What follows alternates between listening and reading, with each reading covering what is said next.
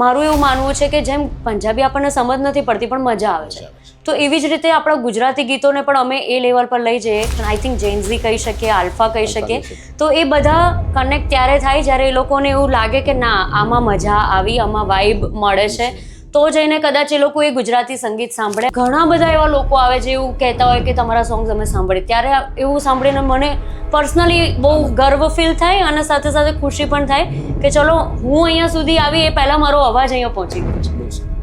Yes Santvani, welcome to the Vadodara family fest. Thank you so much. Loksatta જનસત્તાએ જે આયોજન કર્યું છે એમાં આવીને જજિંગ કરવા બદલ પહેલાં તો ખૂબ ખૂબ આભાર.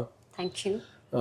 સાંત્વની, મારે એવું જાણવું છે કે તમે બરોડાને બિલોંગ કરો છો, સો વડોદરા સંસ્કારી નગરી, કલાનગરી કહેવાય છે, બિલકુલ. પણ ક્યાંક ને ક્યાંક એવું ફિલિંગ્સ અમે જોતા હોઈએ છીએ કે ભાઈ આર્ટિસ્ટ એવું ફીલ કરે છે કે ભાઈ જે પ્લેટફોર્મ મળવું જોઈએ એ મળતું નથી. તો તમે શું એની માટે ફીલ કરો છો?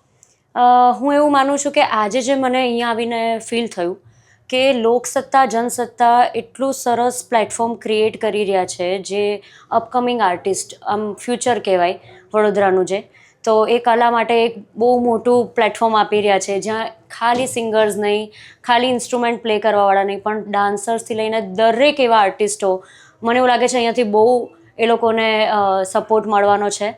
અને આગળ જઈને આજે તો મેં એવું ફીલ કર્યું કે બહુ મોટા સ્ટાર્સ અહીંથી નીકળવાના છે, અને એટલા માટે thank you so much Loksatta Jansatta કે આટલું સરસ પ્લેટફોર્મ આપી રહ્યા છે. જેમ વડોદરાનું સેવસળ ફેમસ છે એમ હું એવું કહી શકું કે નાઉ અ ડેઝ વડોદરા ફેમિલી ફેસ્ટિવલ પણ એ પ્રેમ દર્શાવે છે.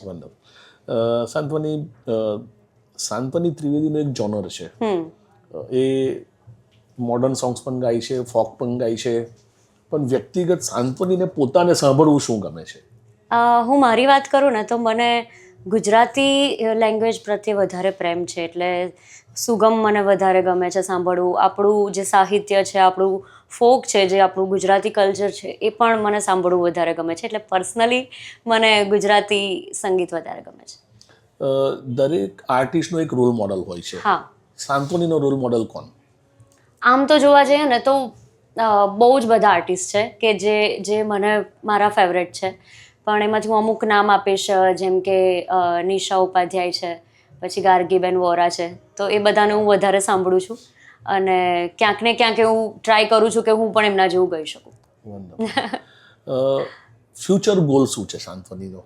ફ્યુચર ગોલ એ છે કે ગુજરાતી સોંગ્સને ગ્લોબલી આપણે લઈ જવા છે. જેમ આપણે પંજાબી સોંગ્સ, આમ આપણી જે અત્યારે જનરેશન છે, હું પણ પોતે સાંભળું છું, પણ મારું એવું માનવું છે કે જેમ પંજાબી આપણને સમજ નથી પડતી પણ મજા આવે છે, તો એવી જ રીતે આપણા ગુજરાતી ગીતોને પણ અમે એ લેવલ પર લઈ જઈએ કે non Gujarati songs, non Gujarati લોકો પણ એને સાંભળે અને મેચ મતલબ વાઇબ એમની મેચ થઈ શકે અને એ એમાં એન્જોય કરી શકે. જેમ આપણે પંજાબી સોંગ્સને જે રીતે પ્રેમ આપીએ છીએ, એમ આપણા ગુજરાતી સોંગ્સને પણ એટલો પ્રેમ મળે. ગુજરાતી ફોકમાં ક્યાંક ને ક્યાંક એક રેપ જૂનું જોવા મળે છે. હા. પંજાબી રેપ સાથે બહુ જ ફેમસ થયું, પછી એ પંજાબી લોકલ ફોક સોંગ સાથે અત્યારે બજારમાં, એટલે લોકો વચ્ચે બહુ સારી રીતે જઈ રહ્યું છે.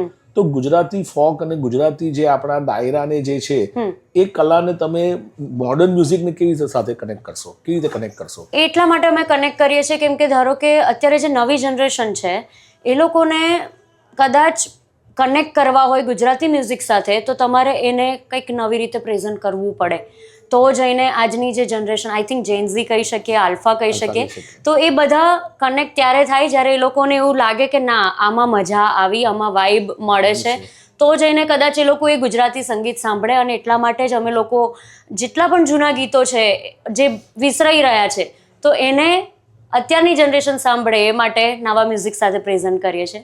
અને એ જ ગોલ છે કે વધારામાં વધારે ગુજરાતી સોંગ્સને ગ્લોબલ કરી શકીએ. અને જે ઇવન હું તો ટૂર પણ કરું છું, એટલે બહાર પણ અમે જ્યારે જઈએ ને ત્યારે ઘણા બધા એવા લોકો આવે જે એવું કહેતા હોય કે તમારા સોંગ્સ અમે સાંભળીએ, ત્યારે એવું સાંભળીને મને પર્સનલી બહુ ગર્વ ફીલ થાય અને સાથે સાથે ખુશી પણ થાય કે ચલો હું અહીંયા સુધી આવી એ પહેલાં મારો અવાજ અહીંયા પહોંચી ગયો છે. બહુ સરસ.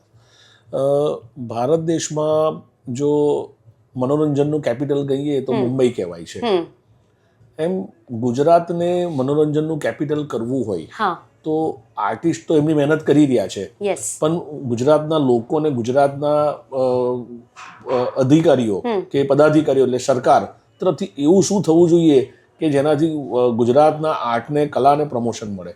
ઓકે, હું ઘણી બધી ગુજરાત સરકારની પણ ઇવેન્ટ્સ કરું છું, એટલે એમાં હું કહી શકું કે એ લોકો એમનું બેસ્ટ ટ્રાય કરે છે કે ગુજરાતી મતલબ ગુજરાત સરકાર દ્વારા એવા શો કરવામાં આવે કે જ્યાં ધારો કે સોમનાથ છે, યાત્રાધામ પણ છે, સાથે સાથે મેળા પણ ત્યાં થાય છે. આખા ગુજરાતમાં મને ખ્યાલ છે ત્યાં સુધી 1500થી વધારે મેળા થાય છે, અને સરકાર એવો ટ્રાય કરે છે કે બધી જ જગ્યાએ એક બહુ સરસ શો ઓર્ગેનાઇઝ કરે જ્યાં ગુજરાતી કલાકારો પરફોર્મ કરે અને લોકો સાંભળવા આવે, અને સાહિત્ય પણ જળવાઈ રહે, આપણી સંસ્કૃતિ પણ એક નવી જનરેશન સુધી પણ પહોંચતી રહે. તો સરકારનો એક બહુ સરસ ટ્રાય છે, એટલે બસ આમ જ ગુજરાત સરકાર હજુ પણ ઘણી બધી જગ્યાએ આવા શોઝ કરતા રહે, અને ગુજરાતી આર્ટિસ્ટ એમનું બેસ્ટ કરે છે. એ તો હું જોઉં જ છું આટલા વર્ષોથી કે સરકાર દ્વારા જેટલા પણ શો ઓર્ગેનાઇઝ થાય છે ત્યાં ગુજરાતી કલ્ચર જે જળવાવું જોઈએ બહુ સારી રીતે જળવાય છે. સાંત્વની યુથ સાથે કનેક્ટેડ છે. યસ. કલા ક્ષેત્રે, સંગીત ક્ષેત્રે આવવા માટેના જે યુથ વિચારી રહ્યું છે એને તમે શું મેસેજ આપવા માંગશો? યુથને એવો મેસેજ આપીશ કે અત્યારે સોશિયલ મીડિયા બહુ સારું પ્લેટફોર્મ છે તમારા માટે, જો એને તમે સારી રીતે ઉપયોગ કરો તો હું તમને વાત કરું કે હું ગોધરાથી બિલોંગ કરું છું, બટ યુટ્યુબથી હું આટલા બધા લોકો સુધી, આટલી મોટી સંખ્યા સુધી હું પહોંચી છું, તો એ ખાલી ને ખાલી યુટ્યુબ, ઇન્સ્ટાગ્રામ, તો આ બધાથી જ હું લોકો સુધી આટલી બધી પહોંચી છું. તો અત્યારે બહુ જ સરસ મોકો છે. હું કહું છું કે ઘણા બધા આર્ટિસ્ટોને આ મોકો નથી મળ્યો, એક જનરેશનને એ મોકો નથી મળ્યો, પણ આપણે બહુ જ લકી છીએ કે અત્યારે ઘરે બેઠા પણ આપણે જો કંઈક બનાવીએ છીએ, દિલથી પીરસીએ છીએ, તો લોકો સુધી એ વસ્તુ પહોંચે છે.